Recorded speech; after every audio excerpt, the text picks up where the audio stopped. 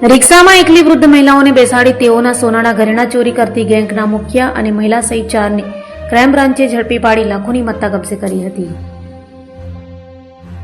સુરત શહેરના રાંધીર, અડાજણ, પાલ અને જાંગીરપુરા વિસ્તારમાં છેલ્લા ઘણા સમયથી પુરુષ અને મહિલાની ટોળકી નાના બાળક સાથે રાખી ગેરફાયદો ઉઠાવી ઓટો રિક્ષામાં વૃદ્ધ મહિલાઓને પેસેન્જર તરીકે બેસાડી દાગીના ચોરી કરતી હોવાની વાત સામે આવતા સુરત પોલીસ કમિશનર દ્વારા ટોળકીને ઝડપી પાડવા આપેલી સૂચનાને લઈ ક્રાઇમ બ્રાન્ચની વિવિધ ટીમો મેદાની હતી.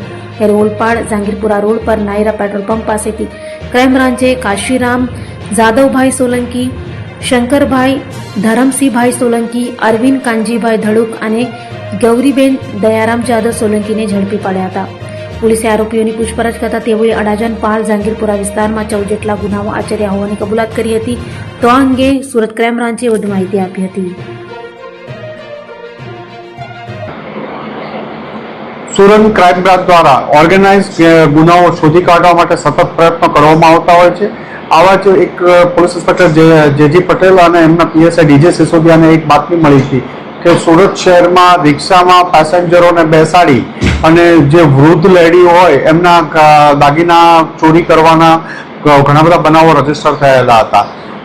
આ ગુનાના વર્કઆઉટ કરતા હતા. એમાં પોલીસ ઇન્સ્પેક્ટર જેજી પટેલ અને ડીજે સિસોદિયાને બાતમી મળી હતી કે મૂળ પાલીતાણાના અને હાલ કઠોળ વિસ્તારમાં રહેતા 4 લોકો આજે અહીંયા સુરતમાં કરવામાં આવવાના, જાંગીરપુરા વિસ્તારમાં આવવાના છે રિક્ષા લઈને ચોરી કરવા માટે. આ બાતમી આધારે એમને પકડી પાડ્યા અને જેને પકડી પાડવામાં આવ્યા તેમાં 4 ઇસમો મળ્યા: કાશીરામ સોલંકી, શંકર સોલંકી, ગૌરીબેન સોલંકી અને અરવિંદ ધડુક. જેમાં કાશીરામ, શંકર અને ગૌરીબેન ત્રણેય સંબંધી થાય છે.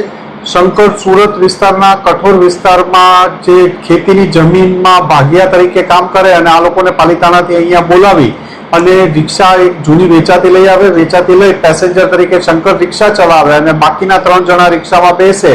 ગૌરીબેન પોતાના 1.5 વર્ષના બાળકને સાથે લઈ અને બેસે અને જે પેસેન્જર લેડીઝ, વૃદ્ધ લેડીઝ હોય એને ટાર્ગેટ કરે, એમને વચ્ચે બેસાડી અને એમના ઘરેણા કટરથી કાપી લેતા હતા. એમાં કોઈ બંગડી, ચેન, અલગ મંગળસૂત્ર વગેરે બનાવો કાપવાના 3 ગુના હમણાં તાજેતરમાં દાખલ થયેલા છે. જેમાં જાંગીરપુરા, પાલ અને અડાજણ વિસ્તારમાં આ લોકો પાસેથી 12.5 લાખ કરતા વધુનો મુદ્દામાલ, બંગડીઓ અને કાપેલા મળી આવેલા છે. અને સુરત શહેરના 14થી વધુ ગુનાઓ કરેલાનું એ લોકોએ અડાજણ, પાલ અને જાંગીરપુરા વિસ્તારમાં 14થી વધુ ગુના કરેલાનું કબૂલાયું છે.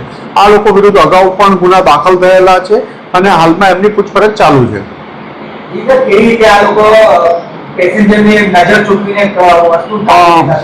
પેસેન્જર રિક્ષા શંકર રિક્ષા ચલાવે અને બાકીના 3 જણ પાછળ બેઠા હોય.